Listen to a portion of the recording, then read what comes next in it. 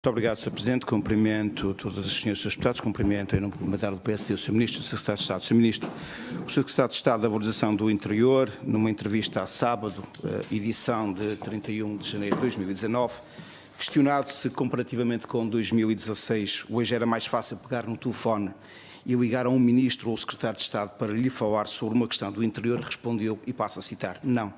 Pegar no telefone e falar com eles é a mesma coisa. Agora, a forma como somos atendidos, julgo que mudou em alguns casos. Eu não tenho tanta certeza que assim seja, agora já sou eu a dizer, e por isso o Sr. Ministro perguntava se me poderia facultar o número de telefone fixo do gabinete do Sr. Secretário de Estado em Castelo Branco. Obrigado, Sr. Deputado. Sr. Ministro, para responder. Se puderem fornecer, eu agradeço. Sr. Deputado, muito obrigado pela sua questão. Queria dizer o seguinte, acho que eu interpreto as palavras do Sr. Estou a falar a sério, não estou a brincar com isto, Sr. Ministro. Eu estou a falar a sério, não estou a brincar. Também estou a falar a sério. Julgo que o Sr. Secretário de Estado, quando dizia que pegar no telefone é agora a mesma coisa que era em 2016, é que é tão fácil agora como era em 2016. Não tenho tido nessa matéria nenhuma diferença sensível. Mas é verdade que o peso político se atribuiu às matérias de valorização do interior, designadamente através da criação do cargo de Secretário de Estado, obviamente é um reflexo também da elevação da prioridade política que este Governo dá aos temas da coesão territorial. Quanto ao telefone fixo do Sr. Secretário de Estado, lamento não poder informá-lo. Vou-lhe dizer porquê. Porque nós falamos por telemóvel e, portanto, como o Sr. Deputado, não sei se tem o mesmo problema que eu tenho, é que eu já não memorizo números de telefone e, portanto, neste momento não consigo fixar números de telefone. Mas terei muito gosto em transmitir. Muito obrigado. Sr. Ministro, eu não estou na brincadeira, sabe porquê? Sr. Deputado, tem a palavra, Sr. Deputado. Sr. Ministro, não está na brincadeira, é que eu procurei de facto o número de telefone fixo da Secretaria de Estado e as pessoas, os deputados são todos a rir-se, mas não sei porquê. É que eu fui ao portal do Governo, sabe? E fui à procura exatamente de quer da morada, quer do número de telefone fixo do gabinete. E o que encontrei é que o gabinete do Secretário de Estado da Valorização do Interior é na Rua Horta Cerca, número 15, em Lisboa. E por isso é que eu lhe disse, diga-me ao Sr. Ministro, isto é um pormenor, é um pequeno pormenor. Sr. Ministro, eu concordo consigo, será certamente um pequeno pormenor, mas não deixa de ter a sua importância e, no mínimo, será um desgosto da parte do Governo em não ter atualizado esta página. Sr. Ministro, desde o início dos anos 80, sucessivos governos implementaram programas de desenvolvimento territorial com o louvável propósito de corrigir as assimetrias do território. Infelizmente, temos de reconhecer que nenhum desses programas foi capaz de estancar o declínio demográfico e o despovoamento das áreas rurais. Mas o passado é passado e o passado é importante, mas mais importante que o passado é o presente e pelo presente responde o Governo. Nós temos consciência, Sr. Ministro, que todas as medidas que o fizermos, ou seja, melhor dizendo, estas correções não se alcançam num ano nem em dois, é o trabalho seguramente de mais de uma década. Temos consciência perfeita disso e, portanto, não exigimos que essas correções se façam no espaço de uma legislatura. Mas devo dizer, Sr. Ministro, que aquilo que tem vindo a ser feito não parece, do nosso ponto de vista, com respeito para a opinião contrária, suficiente. Isto porquê? Porque não haja medidas, porque as há, não porque as medidas não sejam bem intencionadas, porque o são e sabemos que o são, mas porque muitas delas são medidas avulsas e as medidas avulsas, como sabem, não produzem grandes resultados. Outras não são suficientes de per si nem em conjunto para rasgar com o estado atual. Sem embargo, das afirmações que produzi, eu gostaria de fazer algumas perguntas sobre algumas dessas medidas. Como eu disse, são bem intencionadas, embora, do nosso ponto de vista, não sejam suficientes. E por isso, pronto, Sr. Ministro, que nos está prometida a criação em 2018 de um quadro regulamentar, esta é a expressão que eu queria vincar, que possa favorecer a instalação dos novos serviços no interior. Obrigado, Sr. Deputado. A palavra ao Sr. Ministro para responder. Muito obrigado, Sr. Presidente. Sr. Deputado, muito obrigado pelas suas questões. Basicamente, o novo quadro regulamentar é uma resolução do Conselho de Ministros que foi aprovada em meados do ano passado, que determina que nenhum serviço público novo será criado que não seja nas regiões do interior, salvo decisão expressa do Conselho de Ministros. É em consequência dessa decisão que todos os serviços que temos criado desde essa altura, a Agência para a Gestão Integrada de Fogos, o Centro de Inovação do Turismo, a Secretaria de Estado da Valorização do Interior, todos os serviços têm sido criados precisamente em regiões do interior. Laboratórios colaborativos para a inovação empresarial e valorização do recurso endógenos têm sido precisamente criados. Portanto, esse quadro regulamentar existe, está em vigor e é em consequência da sua execução que todos estes serviços têm sido criados nestas circunstâncias. Muito obrigado. Obrigado, Sr. Ministro. Ao Sr. Deputado para continuar. Muito obrigado, Sr. Presidente. Sr. Ministro, duas perguntas ainda relativamente a esta questão dos serviços. Como é que está o estudo, ou se é que já foi feito o estudo da deslocalização dos arquivos do Estado para o interior? E pergunto-lhe quantos polos regionais dos museus nacionais foram abertos no interior no ano 2018? Obrigado, Sr. Deputado. A resposta ao Sr. Ministro. Muito obrigado, Sr. Presidente. Sr. Deputado, está-se a referir a duas medidas que constam do Programa de Valorização do Interior. Está constituído um grupo de trabalho com o Ministério da Presidência da Modernização Administrativa e o Ministério da Cultura, precisamente para fazer um levantamento das necessidades dos arquivos. Esse projeto é um projeto interessante. Nós temos demasiados arquivos físicos situados na cidade de Lisboa em vários serviços, no Ministério da Justiça, no Ministério da Saúde, da Segurança Social, que ocupam um espaço valioso no centro da cidade e, ao mesmo tempo, a sua mobilização para um espaço do interior permite não só libertar esses espaços, mas também criar emprego qualificado em regiões do interior. Estamos ainda a fazer o levantamento dessas necessidades e esse trabalho está em curso. Também estamos a trabalhar no sentido de localizar um polo do Museu Nacional de Arte Contemporânea numa cidade do interior do país. Estamos a fazer esse trabalho. O trabalho passa por encontrar instalações adequadas e fazer o orçamento de funcionamento disso.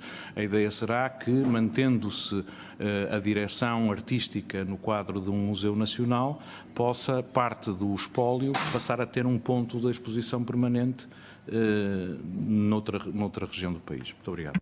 Obrigado, Sr. Ministro. A palavra ao Sr. Deputado para continuar. Sr. Ministro, uma das medidas do Programa de Valorização do Interior era de que em 2018 seria dada primazia aos territórios do interior no que concerne à abertura de espaços a empresa. Eu pergunto se este compromisso foi assegurado. Obrigado, Sr. Deputado. Ao Sr. Ministro para responder. Senhor Deputado, a resposta é positiva.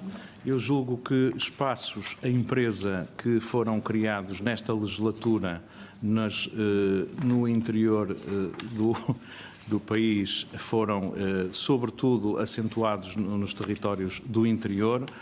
Não disponho aqui à mão do número exato de espaços a empresa criados no interior, mas terei muito gosto em fazer-lhe chegar na primeira ocasião.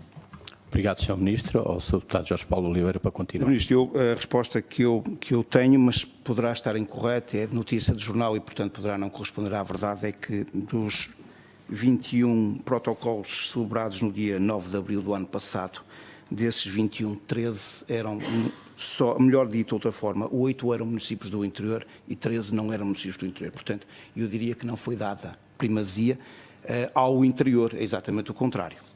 Mas eu admito que essa listagem que eu recolhi dos jornais possa não estar correta. Sr. Ministro, há uma segunda razão para afirmarmos que será difícil rasgarmos com o estado atual de coisas, com as medidas que temos vindo a tomar. E uma dessas razões prende-se não com aquilo que se faz em benefício do interior, mas de outras medidas que acabamos por tomar e que vão exatamente no sentido contrário à valorização do interior. Não que sejam tomadas com esse objetivo, naturalmente que não são, mas acabam por ter esse efeito, do nosso ponto de vista. Eu vou-lhe dar dois exemplos. Primeiro exemplo, Programa de Apoio à Redução Tarifária, Transportes.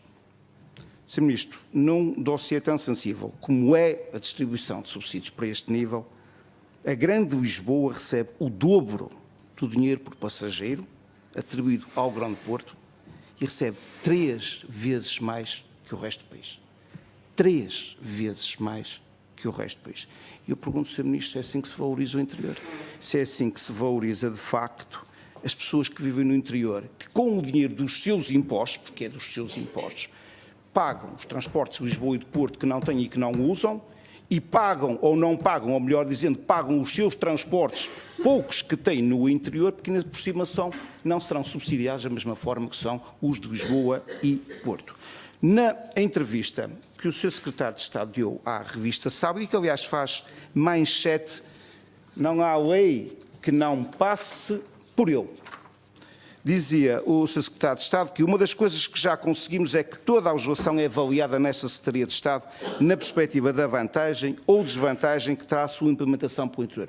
Eu aqui também deixo a pergunta, Sr. Ministro, se de facto esta legislação e este programa de apoio à redução tarifária foi objeto de avaliação por parte da Secretaria de Estado da valorização do interior. Obrigado, Sr. Deputado. A palavra ao Sr. Ministro para responder. Muito obrigado, Sr. Presidente. Obrigado, Sr. Deputado. Vamos ver, a prioridade à coesão territorial não significa desguarnecer a atenção a necessidades específicas do país. E essas necessidades têm matizes diferentes nas diferentes regiões do país. Na verdade, nós temos um problema muito significativo ao nível da mobilidade nas áreas metropolitanas, que é um problema distinto e que precisa de respostas distintas daquelas que existem em regiões de menos densidade. A verdade é que, queria-lhe dizer, que a grande parte da criação e da cobrança de receita fiscal ocorre nas regiões do litoral. E do ponto de vista da distribuição da despesa pública per capita e do investimento público per capita, ele acaba por ser mais acentuado no interior, ou seja, proporcionalmente. Dou-lhe um exemplo muito claro. Por exemplo, ao nível dos investimentos apoiados no âmbito dos sistemas de incentivos empresariais. Neste momento quase 30% dos investimentos apoiados são no interior, quando o peso no trabalho das regiões do interior são cerca de 20%. Portanto, aquilo que temos que reconhecer é o seguinte: temos que ter políticas consistentes para atacar os problemas que têm levado ao declínio demográfico e que o esforço de todos os governos ao longo destes 40 anos de democracia tem tentado contrariar, mas que não tem sido suficiente para evitar o fenómeno de declínio demográfico e de envelhecimento, não pode ser feito à custa também de desguarnecermos necessidades específicas que as populações do litoral têm. E se nós temos problemas de dependência energética do exterior, que penaliza muito a nossa balança comercial, se temos um problema de perda de tempo nas deslocações nas áreas metropolitanas, se temos um problema de emissões de dióxido de carbono decorrentes disso, nós temos que ser capazes de conciliar esses esforços e, portanto, o apoio aos transportes públicos nas áreas metropolitanas não prejudica esforços de coesão territorial no resto do país. Não creio que as duas coisas estejam em contradição, nem queremos apresentar ao país que uma política de coesão territorial tem que se fazer contra as populações do litoral. Pelo contrário, é uma política nacional que tem que beneficiar todos. Muito obrigado. Obrigado, Sr. Ministro. A palavra ao Sr. Deputado para continuar a sua audição. Portanto, Sr. Ministro, eu posso presumir então que esta medida foi avaliada pela Secretaria de Estado da Valorização do Interior e mereceu o seu consentimento. A resposta ao Sr. Ministro. Sr. Deputado, foi avaliada, não é uma questão de consentimento. As decisões são tomadas no Conselho de Ministros, ouvidas as posições de todas as áreas da governação. Muito obrigado, Sr. Ministro. Sr. Deputado, para continuar. Sim. Talvez a expressão não seja correta, consentimento, mas foi avaliada, não foi avaliada negativamente. Sr. Ministro, quer obviamente responder? Que não. Este problema não é um problema de coesão territorial. Sr. Deputado. Muito bem, a resposta está dada e eu fico contente que a tenha oferecido, porque às vezes os ministros não costumam responder de uma forma tão direta e agradeço-lhe a franqueza.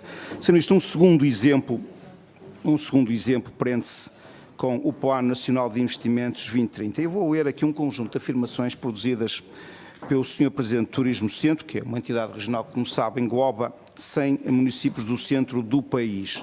E depois, naturalmente, lhe ia pedir o seu comentário. No PNI 2030 não há uma opção clara pela valorização do interior, antes pelo contrário. Tendo em conta os investimentos previstos, o país vai continuar inclinado para os centros urbanos do litoral e para o sul. É preciso valorizar o interior e isso significa ter a inteligência de captar grandes eventos e grandes investimentos. Há exceções, claro, mas não têm o impacto necessário para inverter a situação. Sr. Deputado, terminou o seu tempo. Pedi-lhe, Sr. Ministro, um comentário sobre estas afirmações, tendo em conta a pessoa que as produziu, é uma pessoa que representa, como eu digo, mais de 100 municípios do interior do país. Muito obrigado. Obrigado, Sr. Deputado. Sr. Ministro, para responder. Sr. Deputado, do total de investimentos previstos no Programa Nacional de Investimentos, cerca de 30% situam-se no interior. Para já não falar daqueles investimentos que são transversais, como o investimento na ferrovia e que, obviamente, cobrem uma parte muito significativa do interior do país. Estou convencido, particularmente, que no fecho de malhas, na conclusão de infraestruturas rodoviárias fundamentais, como são o IC31, a conclusão do IC5, o IC35, várias intervenções rodoviárias no interior e também algumas ligações ferroviárias decisivas, como a linha da Beira Baixa, nós estamos precisamente a valorizar a capacidade de fixação de atividades de pessoas no interior do país e servir melhor essas populações. Muito obrigado.